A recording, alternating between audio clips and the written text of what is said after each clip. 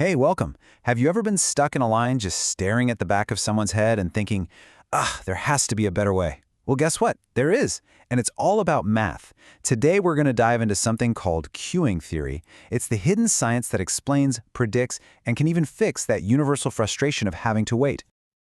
I mean, it seems obvious, right? There are too many people and not enough cashiers. But the real reason is actually a constant battle that every single business faces. A kind of push and pull between two totally different costs. And once you understand this conflict, you're on your way to taming the queue.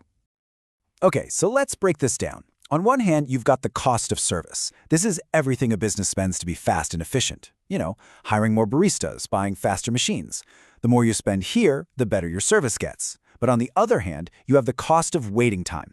And that's the price of being slow. We're talking angry customers who just leave, wasted time, and lost business. So if you improve your service, this cost goes down. The whole game of queuing theory is about finding that perfect sweet spot, right in the middle of these two. So here's our roadmap for today. We're going to start with the cost of queues. Then we'll learn the special language of waiting. After that, we'll grab our first mathematical tool, something called the M/M/1 model, and then we're actually going to do the math with a real-world example. And finally, we'll wrap up with the big takeaway. Sound good? Let's go.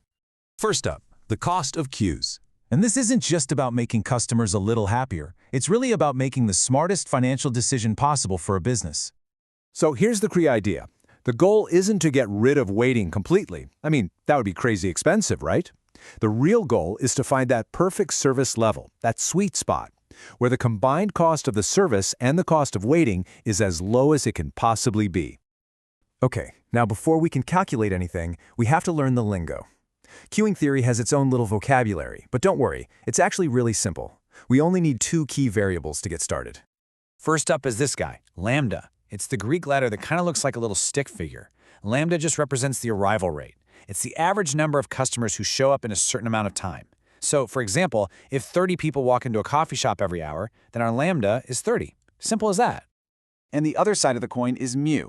This Greek letter stands for the service rate, which is how many customers one server can help in that same amount of time. So if a barista can serve 40 customers an hour, our mu is 40. Now here is a super critical rule. You absolutely can't forget this. Lambda and mu have to use the same unit of time. You can't mix minutes and hours. It just won't work. All right, we've got our key terms. Now it is time to pick up our first tool from the toolbox, the MM1 model.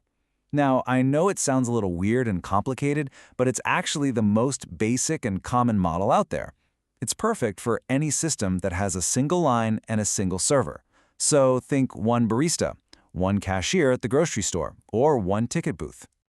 So what does M/M/1 even mean? Well, let's just break it down. The first M means that the arrivals are random. People don't show up on a perfect schedule. The second M means the service times are also random. Some customers are super quick, others take forever. And that one, it just means there's one server. But the most important part is that crucial rule at the bottom. The arrival rate, lambda, has to be less than the service rate, mu. I mean, that's just common sense, right? If people are showing up faster than you can serve them, that line is just going to get longer and longer forever. Okay, enough with the theory. Theory time is over. Let's actually put this into practice with a really simple case study. We're going to head to a local coffee shop and figure out exactly how long the average person has to wait. Okay, here's our situation. One coffee shop, one barista. We know customers show up at a rate of 30 per hour. That's our lambda. And we also know our amazing barista can serve 40 people per hour. That's our mu. So the big question is, what's the average wait time in that line? We can figure this out in 3 super simple steps. First, we'll find the right formula for average wait time. Second, we'll plug in our numbers from the coffee shop. And third, we'll just do the math.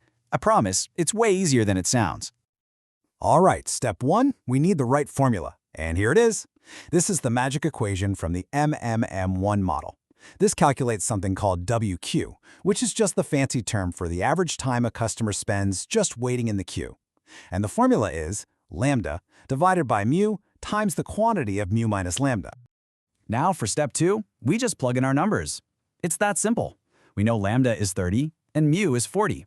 So the formula becomes 30 divided by 40 times the quantity of 40 minus 30. See? We're just swapping the letters for the numbers we already know. And now for step 3, the big reveal. Let's solve this. First, you always do what's in the parentheses. 40 minus 30 is, of course, 10. Next, we multiply that by the 40 outside, which gives us 400. So now we have 30 divided by 400, which equals 0.075. But hold on, that's 0.075 hours. To make that make sense, we multiply it by 60 minutes per hour and we get our final answer, 4.5 minutes. That's it.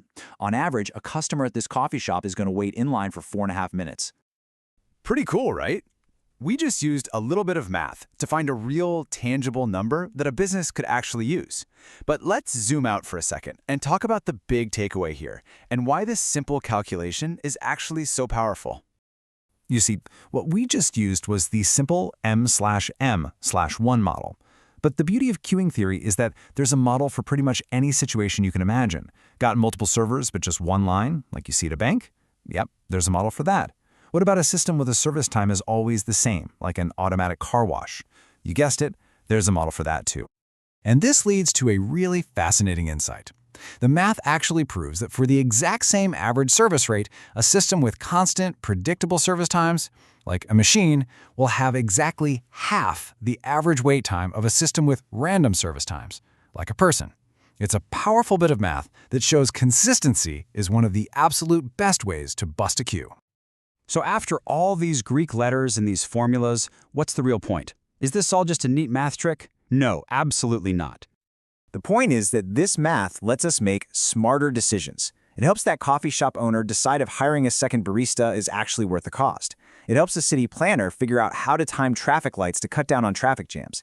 It even helps engineers design computer networks that don't crash when we're all trying to stream a movie.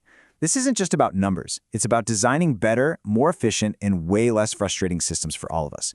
And if you enjoyed breaking this down, make sure you subscribe to Pixie Learns on YouTube for more explainers that turn complex ideas into clear, useful knowledge. Thanks for watching.